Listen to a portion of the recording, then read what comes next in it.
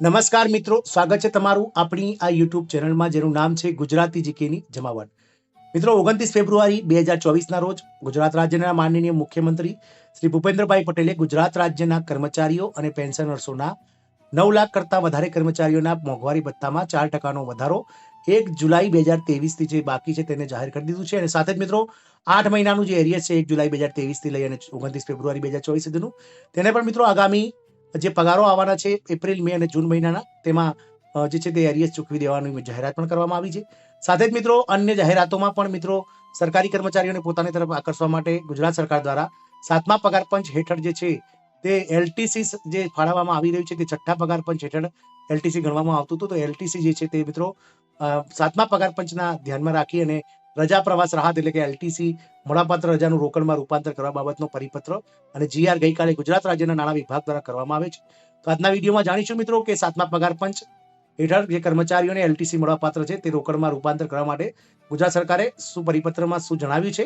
તો આજના વિડીયોમાં અંત સુધી બને રહેશો અને જો વિડીયોમાં નવા હોય તો અમારી ચેનલને સબસ્ક્રાઇબ કરી ચેનલને મિત્રો બાજુમાં રહેલું બેલ આઇકોન દબાવીને ઓલ નોટિફિકેશન ઓન કરી લેજો, જેથી કરીને ચેનલ પર મૂકવામાં આવતા આવા સરકારી કર્મચારી પેન્શનર્સની યોજનાને લગતા પરિપત્રો અને સરકારી ભરતીઓના જે મિત્રો ન્યૂઝ છે અને સરકારી ભરતીઓ માટે જરૂરી મટીરિયલ્સ તમને અમારી ચેનલ પરથી ઉપલબ્ધ થઈ જાય. તો મિત્રો ગુજરાત સરકારના નાણાં વિભાગના ઠરાવ ક્રમાંક પગર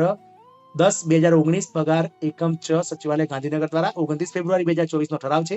જેમાં વિષય છે કે 7મા પગાર પંચના પગારને ધ્યાને રાખીને રજા પ્રવાસ રાહત એટલે કે એલટીસી સમયે મળવાપાત્ર રજાનું 10 જે રજાઓ મળે છે તેનું રોકડમાં રૂપાંતર ચૂકવવા બાબતનો આ પરિપત્ર કરવામાં આવ્યો છે. જેમાં મિત્રો અલગ અલગ જે 5 જે છે જીઆર એમને ધ્યાનમાં લેવામાં આવે છે, જેમાં ફાઇનાન્સ ડિપાર્ટમેન્ટનો 15 જાન્યુઆરી 2010નો જીઆર છે, ફાઇનાન્સ ડિપાર્ટમેન્ટ એટલે નાણાં વિભાગનો 2 ફેબ્રુઆરી 2012નો જીઆર છે, ગુજરાત સિવિલ સર્વિસીસ લીવ એટલે કે ગુજરાત સિવિલ સર્વિસીસ જે રજાઓ રૂલ્સ 2002 છે, નાણાં વિભાગનો 28/8/2015નો ઠરાવ અને નાણાં વિભાગનો 16/8/2016નો ઠરાવ લઈ અને આ વંચાણે લઈ અને ઠરાવોને આધીન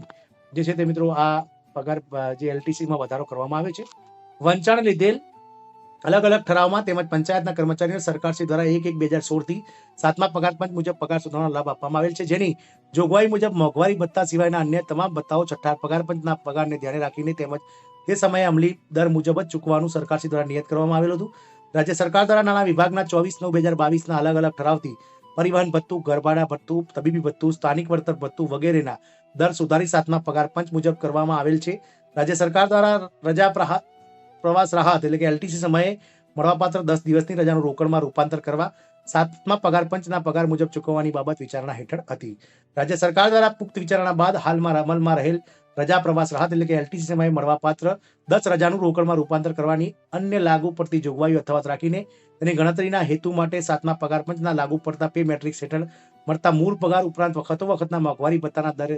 ધ્યાને રાખીને ચૂકવણી કરવાનું આથી ઠરાવવામાં આવી રહ્યું છે. આ ઠરાવનો અમલ સંદર્ભે મૂળ પગાર એટલે કે ગુજરાત રાજ્ય સેવા પગાર સુધારણા નિયમો 2016માં વ્યાખ્યા કર્યા મુજબનો પગાર ગણવાનો રહેશે. રજા પ્રવાસના હેતુસર રજાના રોકડમાં રૂપાંતરની મજૂરી સંદર્ભેની અન્ય લાગુ પડતી ઉક્ત વંચાણે લીધેલ ક્રમાંક 4 તથા નાણાં વિભાગના વખતના ઠરાવની જોગવાઈઓ તથા ગુજરાત મુલકી સેવા રજા નિયમો 2002માં દર્શાવેલ અન્ય જોગવાઈઓ લાગુ પડશે. આ ઠરાવ પ્રસિદ્ધ થયેલ તારીખ તથા ત્યારબાદ રજા પ્રવાસનો લાભ લેવા અરજી કરેલ હોય તે કેસોમાં સદર